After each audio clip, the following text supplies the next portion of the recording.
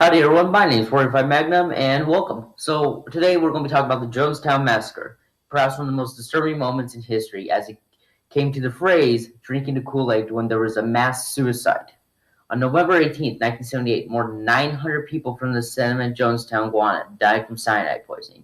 The cult settlement was established by Jim Jones, a communist who founded his own church, the People's Temple, in the early 70s.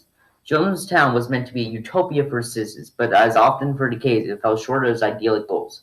Jonestown was a cesspool for illness, hard labor, overcrowded housing, and food shortages. In 1978, Congressman Leo Ryan visited Jonestown as part of an investigation, but he and several members of his party died in a shooting at an airstrip outside of Jonestown. Jones grew very paranoid after the incident and gathered the congregation to inform them that they will no longer be safe from the U.S. government. Jones told his congregation that only the way to escape from their clutches was to commit a revolutionary act of suicide. More than 900 people took part. Jonestown's residents infused grape-flavored aid with cyanide, forcibly administering to children through syringes. According to reports, 918, including Jones, died, though only a few survived this. So Jim Jones founded an organization that would become the People's Republic in Indianapolis, Indiana in 1955. He disguised himself with the civil rights activism and founded Temple as a fully integrated congregation as he was a communist. In 1965, he moved Temple to California, where his group established its headquarters in San Francisco, and he became heavily involved in left-wing politics throughout the 70s. Jones then left the U.S. and established Jonestown in Guana, compelling many of his followers to live there with him.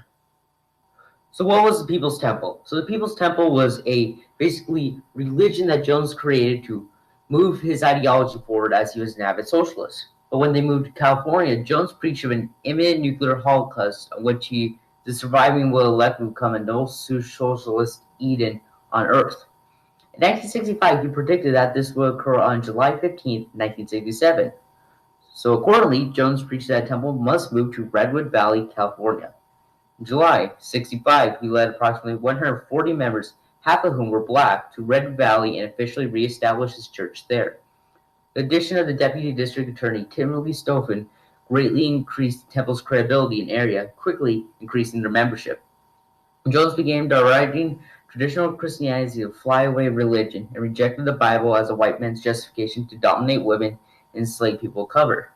He authored a booklet he would distribute in the Temple called The Letter Killeth, pointing out what he felt were the contractions, absurdities, and atrocities in the Bible, but also stated that the Bible contained great truth.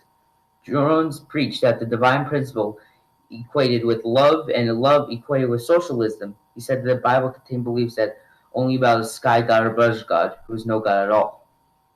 So this was basically a turned cult, made-up religion to pursue his political ideas. Alright, so I want to thank you all for watching. The next one, I hopefully will be more photos. Be a bit more interesting, I hope. Subscribe if you'd like to hear more. These videos are likely going to be released every Tuesday and Thursday. And if you'd like to subscribe, and also check out me and my friend's channel, or Randocord, it may be linked down in the description. Alright, leave a suggestion if you would like to. Adios.